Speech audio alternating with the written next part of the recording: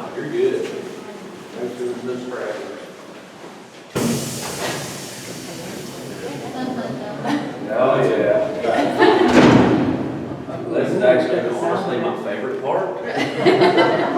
Because I love it when I get school groups. Yeah, I actually had a group of 43 fourth graders by myself. That was interesting. So I got to the point where the only way to keep them in line was to treat them like inmates. And the teachers did not mind it at all. But where we are right now is Main Hall or Main Street. Anytime you see new in front of the word, that was all that the contractor built after the Great Depression. So actually, there's an example on this rec yard out here of the two types of stones that were laid between the two groups. Now, the wall back there with the door is actually a fake wall. We built that wall to hide our haunted house attraction each October, which is an award-winning haunted house. So if y'all want to get scared this Halloween, just come on back. We got an adult one and a kid one, so just bring the whole family. Now, it would actually stretch about 250 feet behind that wall. New wall consists of 4 different cell blocks. These were your general population inmates or your less severe charged crimes. Whereas you had your burglars, bank robbers, kidnappers, drug runners, those sorts of charges. Whereas this side housed the worst of the worst, your murderers, rapists, drug lords, and gang leaders.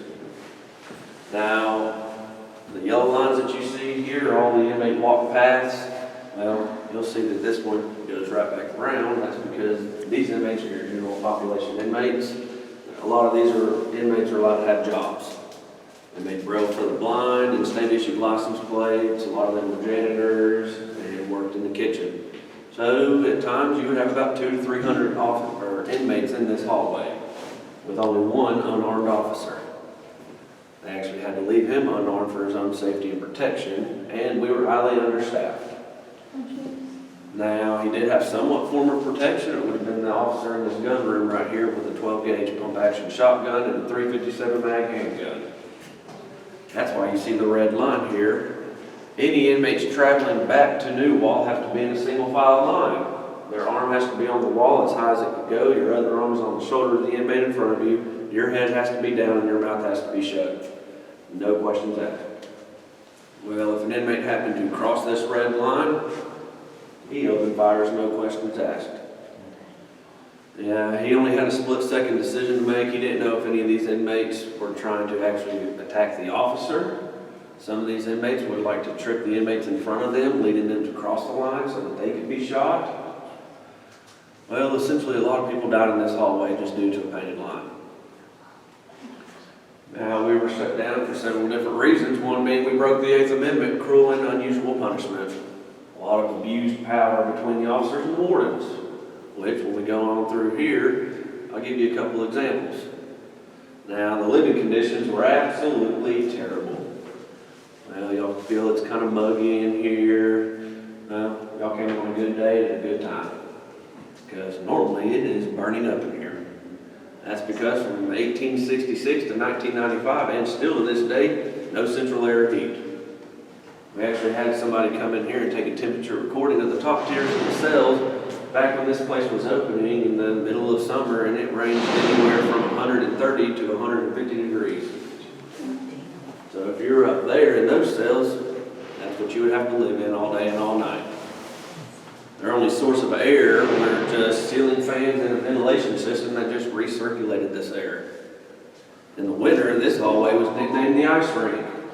From all the layers of frost and ice on the floors in the morning, inmates actually woke up in frost-covered blankets. Their only source of heat were just wall radiators about 16.5 feet away from the cells. So you're still not going to feel it. Now, does anybody have any questions so far about this hallway? Well, our next...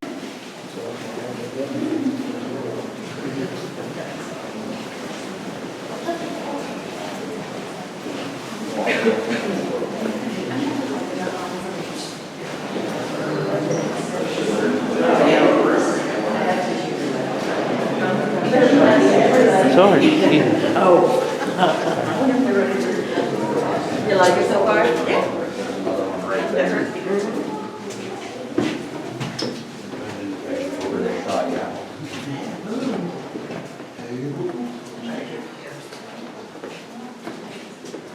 It's the hallway from, it's the hallway from the ghost hunters or whatever.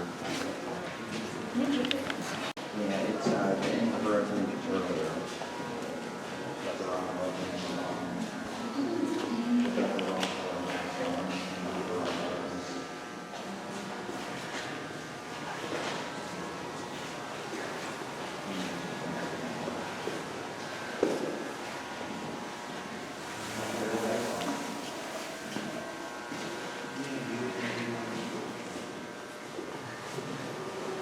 But we're just gonna go over the old cafeteria real quick, because this is be part of it.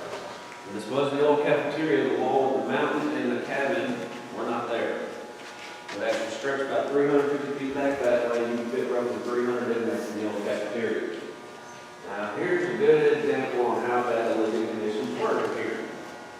Oh, if y'all like rats, then we had an abundance of them.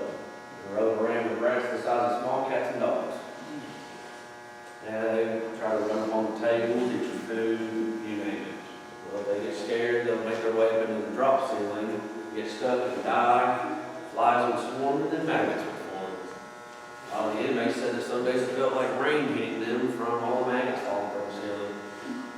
So if you're eating rice that day, well, you might just have some added protein. Well, some of the officers also stated that the floor looked like it was moving or covered in shag carpet from all the maggots and roaches crawling around in here. The roaches we had in here were about this big, and they would actually be flying around. The kitchen wasn't any better because the inmates who were cooking the food weren't even required to wear hairnets or gloves. They could be eating their hangnails, fingernails, you name it. The kitchen wasn't any better, like I said, because the sewage would all the times back up and flood to the floor while they were cooking. And they didn't stop cooking, they just kept on going. Well, y'all can imagine how that would make some of the inmates feel. That's where we're standing, kicked off West Virginia's longest and most violent riot, the New Year's Day riot of '86. Now, 200 plus inmates took over this facility, 16 officers were taken hostage, and 3 inmates were brutally murdered. Those 3 inmates were your snitches, rats, and informants. Now, I'm sure y'all know the term, snitches get stitches. Well, here it's snitches get dead. And they did not like them. Well, they had to elect a leader of the group, and his name was Danny Lehman, who was also the leader of the Avengers Motorcycle Club within this prison. Well, he came up with a list of 15 demands, and the warden and governor only granted 1 out of that 15. That was to actually build a new cafeteria with central air and heat. Well, you can imagine they're about to get a brand new cafeteria, a lot cooler conditions, central air and heat. Well, they might as well stop while they're ahead, because they only got about 8 more years left to live here. So they kind of calmed down. This riot lasted for 56 hours. And in the end, all 16 officers ended up being let go unharmed. Now this is just contact visitation on most colorful room. This was painted by 2 of the inmates, and their names were Smitty Harding and Sean Adamy. One of them was colorblind. That's why, if y'all know anything about the Ninja Turtles, mine are wrong. Wrong color sashes, wrong weapons, because you had a colorblind guy do it. I do get a lot of school groups actually getting mad at me over this wall. I say, guys, I know I got some jacked up Ninja Turtles, but at least we have the world's most muscular unicorn. Right over there.